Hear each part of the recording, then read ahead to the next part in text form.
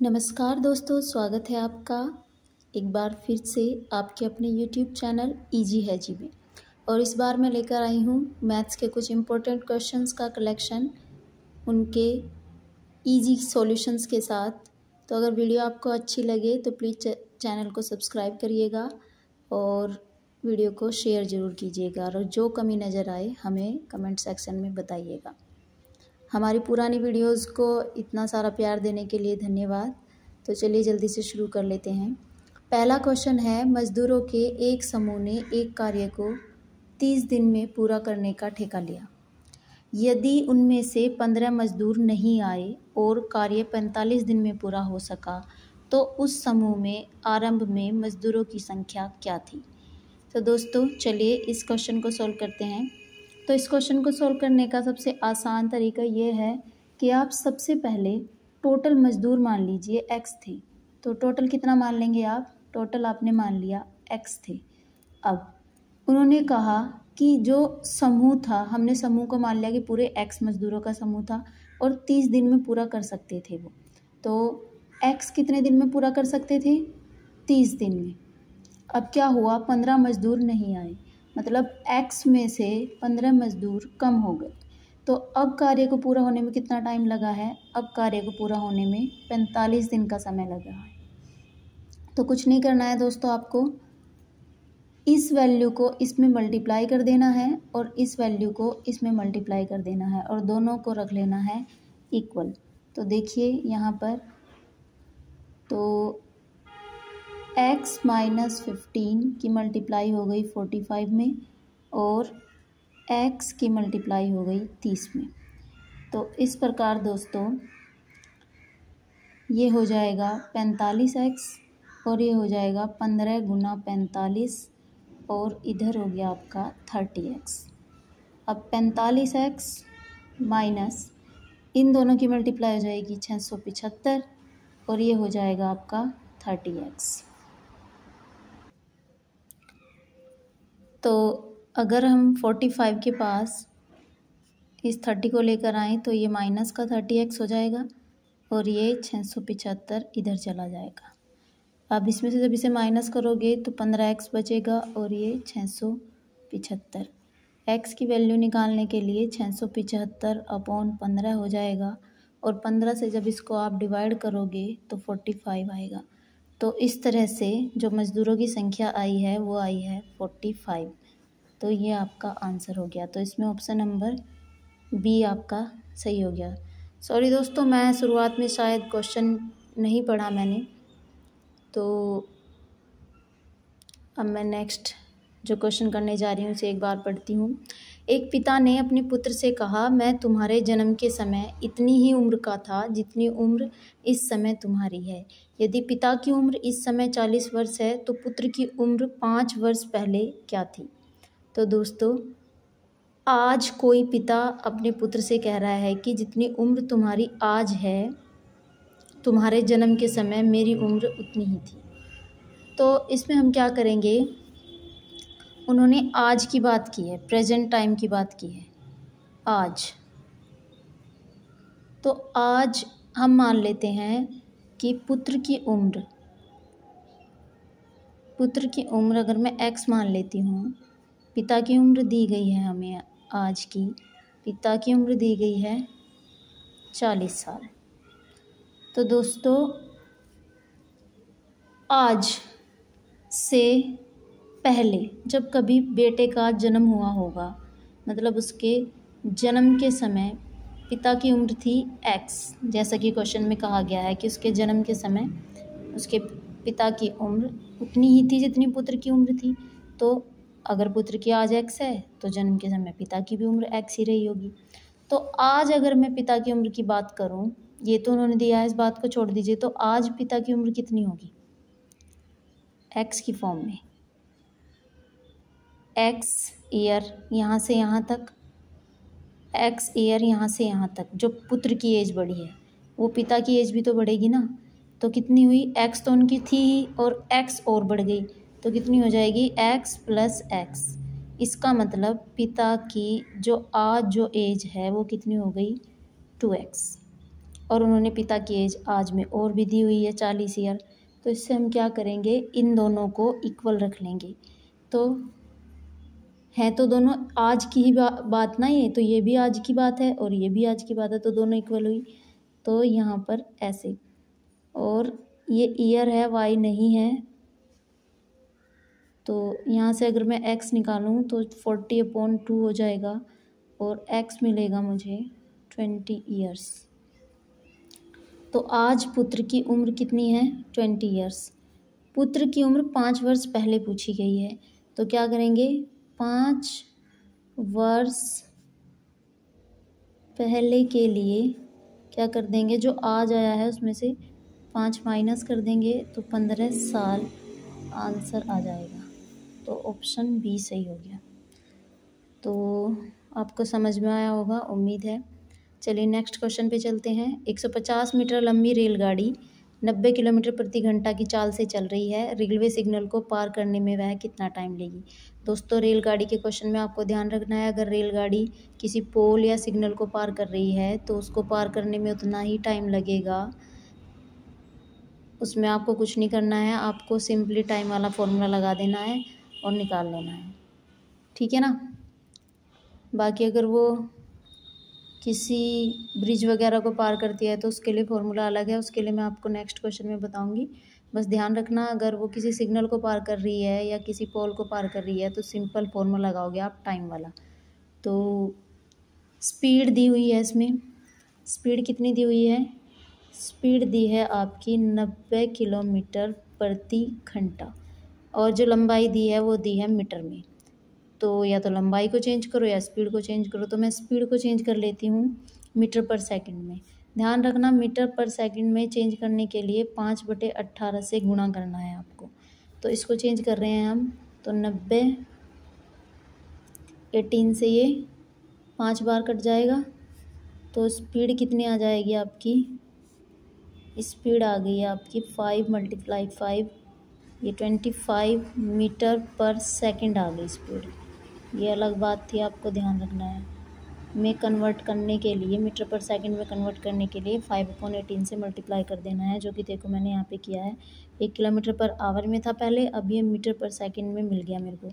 अब मुझे टाइम निकालना है। टाइम का फॉर्मूला होता है डिस्टेंस अपॉन स्पीड।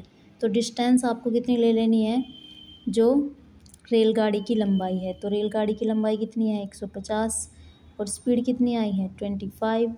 तो जब आप इससे इसको डिवाइड करोगे तो आपको मिलेगा 6, अर्थात टाइम आ गया आपका 6 सेकंड। तो ये आपका आंसर हो गया। तो ऑप्शन नंबर 20 में करेक्ट ऑप्शन हो गया आपका। अब बात करते हैं नेक्स्ट क्वेश्चन की। ब्रजेश, उमेश, सुरेश एक कार्य को 12, 15, 20 दिन में कर सकते हैं। तीनों एक साथ कार्य करें तो समय कितना लगेगा। अब तीनों के एक साथ का अगर आपको अलग अलग एफिशिएंसी दी गई है, कार्य करने की क्षमता दी गई है सभी की, और तीनों के एक साथ कार्य करना पड़े तो कितना समय लगेगा। इसके लिए बहुत ईजी सी ट्रिक है। सबसे पहले आप सभी के लिए लिख लीजिए। जैसे ब्रजेश के लिए कितना दिया है, 12 दिन, 12 डेज। फिर उमेश के लिए कितना दिया है, 15 डेज। सुरेश के लिए कितना दिया है, 20 डेज। कुछ नहीं करना आपको, इन तीनों वैल्यूज़ का एलसीएम ले लेना है। 12, 15, 20, तो एलसीएम आ जाएगा आपका 60। 12 से इसको डिवाइड कीजिए, इस वैल्यू से इसको डिवाइड कीजिए तो 5 मिलेगा। अब इस वैल्यू से डिवाइड कीजिए तो 4 मिलेगा। अब इस वैल्यू से डिवाइड करेंगे तो 3 मिलेगा। अब क्या कर देना है, तीनों की बात हो रही है तो इन तीनों वैल्यूज़ को ऐड करना है आपको। तो 5 और इसके साथ कोई भी वेरिएबल रख लीजिए, x, y, z, जो भी कुछ आपका मन करे। मैं p रख ली हूँ, और ये 3p, और ये इक्वल में आपको ये वैल्यू रख देनी है। सभी को ऐड करेंगे तो हमें 12 मिलेगा, और ये हो गया। तो हमें 1 पार्ट की वैल्यू मिलेगी 60/12, ये आ गया आपका 5। तो दोस्तों ये जो 5 आपको मिला है, ये तीनों के काम करने की अक्षमता है एक साथ। ये तीनों कितने दिन में काम कर पाएंगे, 5 डेज में। तो ये हो गया आपका ऑप्शन नंबर सी। तो उम्मीद है यहाँ तक आपको समझ में आया होगा। चलिए अब मैं आगे कुछ क्वेश्चंस हैं वो कराती हूँ आपको।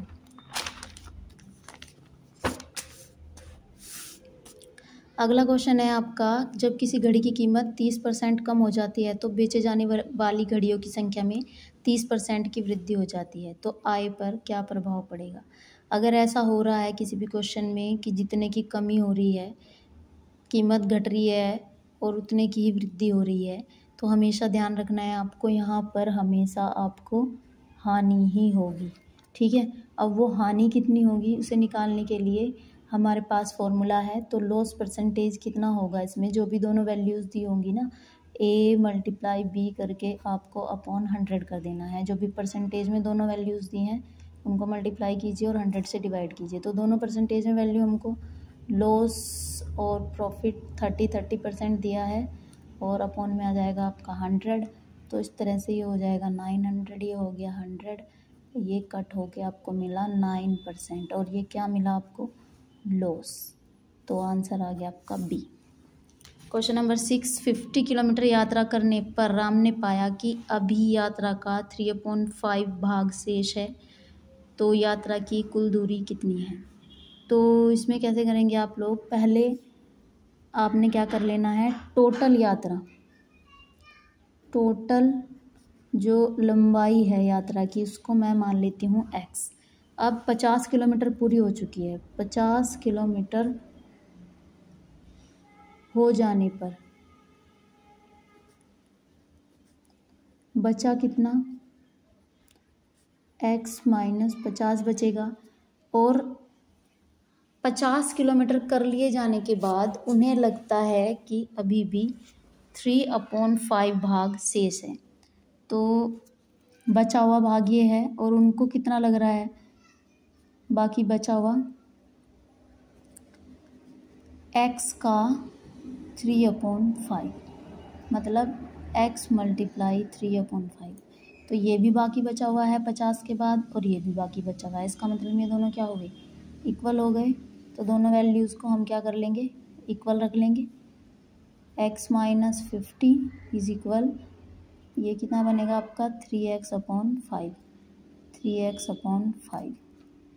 तो बेसिक मैथमेटिक्स तो शायद आपको आता ही होगा, तो आप इसमें मल्टीप्लाई कर लेंगे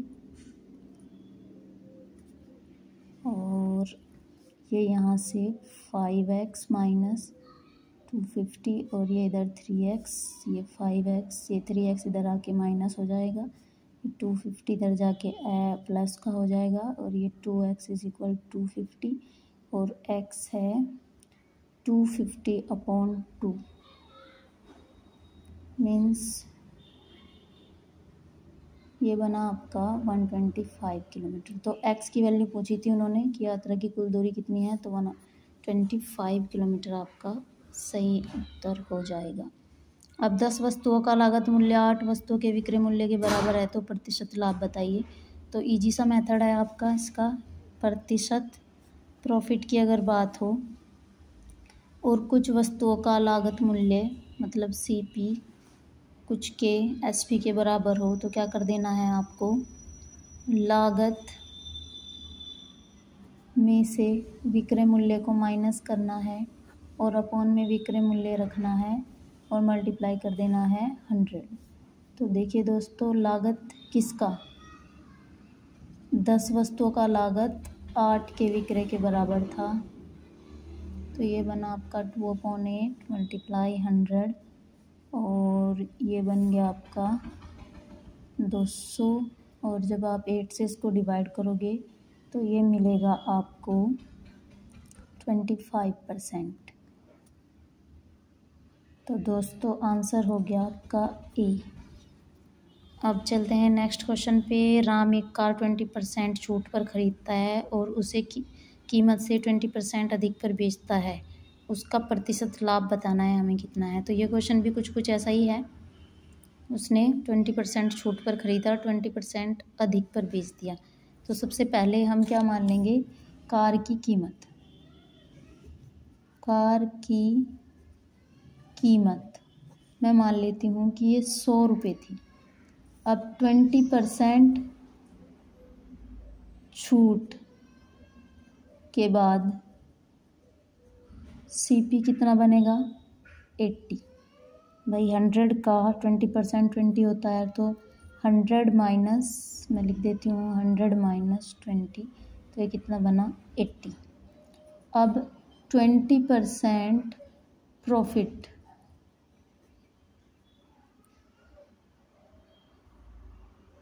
से SP कितना बनेगा, ये बनेगा 100 प्लस 20, ये बन जाएगा 120। अब हमें प्रॉफिट परसेंटेज निकालना है सेम ऐसे, तो इन दोनों वैल्यूज़ से।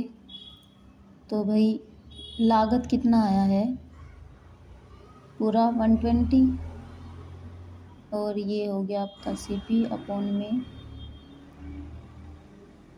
और मल्टीप्लाई 100। तो सोल्व करोगे आप तो ये 40 आ जाएगा, और ये 80 मल्टीप्लाई 100 सोल्व करोगे तो 50% प्रॉफिट। तो ऑप्शन हो जाएगा आपका D। तो दोस्तों उम्मीद करती हूँ क्वेश्चंस आपको अच्छे लगे होंगे, और जैसे कि मैंने समझाए हैं समझ में भी आए होंगे। अभी मेरे पास इंस्ट्रूमेंट्स की कमी है, तो मैं हाथ में ही लेके वीडियो बनाना पड़ रहा है मुझे, जिससे वीडियो पूरी तरीके से शायद क्लियर ना दिख रहा हो। तो दोस्तों फ्यूचर में हम अरेंज करते हैं अपने पास स्टैंड वगैरह, जिससे आपको अच्छा वीडियो मिल सके। पर आपको क्वेश्चंस पे फोकस करना है, नॉलेज पे फोकस करना है, इस बात पे नहीं कि क्या इसमें आपको मैं स्टैंड पे रख के वीडियो बना रही हूँ या कैसे। तो दोस्तों प्लीज़ अगर वीडियो अच्छा लगा है तो चैनल को सब्सक्राइब कीजिएगा, वीडियो को शेयर कीजिएगा। आपका सपोर्ट अगर हमें मिलेगा तो हम अपनी क्वालिटी को और बढ़ाएंगे और आगे भी आपकी हेल्प करते रहेंगे। Thank you for watching, please subscribe my channel.